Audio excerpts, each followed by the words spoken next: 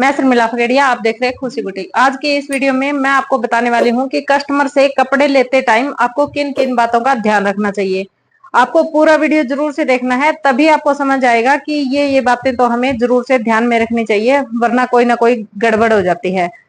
तो सबसे पहले आपको कपड़ा लेते ही क्या करना है कि कपड़े को पूरा खोल के देखना है, कहीं से कटा फटा ना हो, कहीं से भी कटा फटा ना हो और इसमें कोई दाग धब्बे वगैरह कहीं पे ना हो कपड़े में। तो इस बात का आपको कपड़े में ध्यान रखना है। अगर कपड़ा बिल्कुल सही है तो आपको फिर ये बात इसमें ध्यान में रखनी है कि इस कपड़े में इनर लगेगा या नहीं लगेगा। ये जरूरी नहीं आता कि जो कपड़ा ट्रांसपेरेंट है उसी में इनर लगेगा, या फिर उसमें जरी की कढ़ाई है तो ही इनर लगेगा। या फिर आपको इन बात का भी ध्यान रखना है कि जो कौन सा कपड़ा है और उसमें कौन सा इनर लगेगा। इन बातों का भी आपको ध्यान रखना चाहिए जरूर से। और अगली बात मैं आपको बता दूं कि अगर कोई भी कपड़े में इनर लग रहा हो तो आपको कस्टमर को जरूर से बताना चाहिए कि इस कपड़े में अगर आप इनर नहीं लगाओगे तो इसमें क्या गड़बड़ हो जाती है। तो वो चीज भी आपको कस्टमर को बतानी पड़ेगी। अगर आप ये सारी बातें कस्टमर से कर लेते हैं तो फिर आपको आपका रेट बताना है कस्टमर को कि मैं इस सूट के ये रेट, मतलब इन सूटों के मैं ये रेट लेती हूँ।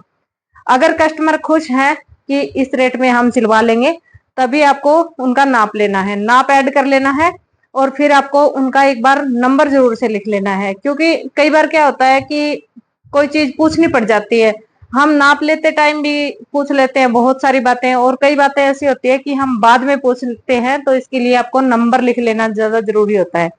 उनका नंबर लिख ले आप, तो आपको कोई भी दिक्कत नहीं आएगी। जब भी आप स्टिचिंग करेंगे, उनके सूट की कटिंग करेंगे, तब आपको कोई भी चीज ध्यान में नहीं रहती है कि उन्होंने कौन सी बाजू बताई थी, मैं ये बना दूं, या इतनी लंबी बताई थी। कई बार भूल जाते हैं कोई चीज, तो आप नंबर से कॉल करके पूछ सकते हैं।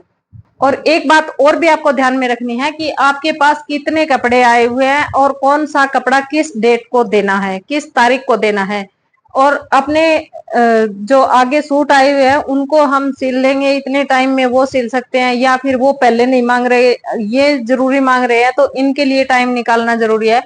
तो आपको अपने काम का हिसाब देख के उनको टाइम बताना है और उसी टाइम पे आपको कपड़े सील के उनके रेडी कर देने हैं। अगर वो चाहे एक दिन बाद में आए या पहले आए, लेकिन आप उनको टाइम सही बताओगे तभी आपके कस्टमर दोबारा से आएंगे। लेकिन मेरा ये रूल है, मैंने टाइम बता दिया, उस टाइम पे मुझसे कभी भी कपड़ा नहीं बना। फिर भी लोग मेरी सिलाई पसंद करते हैं, मेरा बोलना पसंद करते हैं, तभी मेरे पास इतने सारे आ जाते हैं सूट। और हाँ, ऐसा भी नहीं है कि जब भी किसी की शादी हो, कोई भी प्रोग्राम हो, तो उनका सूट चाहे मुझे बिना खाना खाए बनाना पड़े, लेकिन मैं उनका सूट तैयार करके दे देती हूँ। और जो मुझे लगता है कि ये अर्जेंट नहीं है, ये तो मैं उसमें थोड़ा सा डिसमिस कर देती हूँ, क्योंकि बहुत सारे काम हो जाते हैं, अकेली पे होते हैं सारे काम, तो मुझे ही करने पड़ते हैं ना, इसीलिए कई बार हो भी जाता है ऐसे।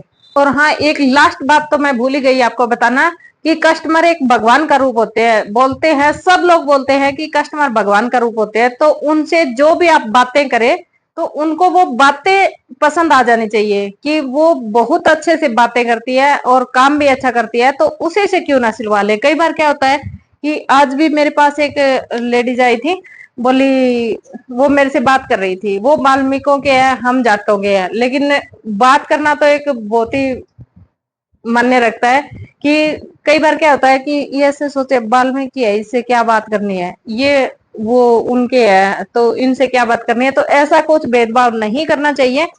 जो भी कस्टमर आए उनको चेयर दे, बैठने के लिए कुर्सी दे, जो भी बैठने की जगह दे, उनको पानी का पूछे, चाय का पूछे। पीते कोई भी नहीं है, कोई ज्यादा ही दूर से तंग हो आता है तो ही कोई चाय वगैरह पीते हैं, वरना पूछने में कुछ नहीं जाता और पूछने से उनका मान सम्मान बढ़ता है, तो वो अगली बार फिर से आते हैं आपके पास।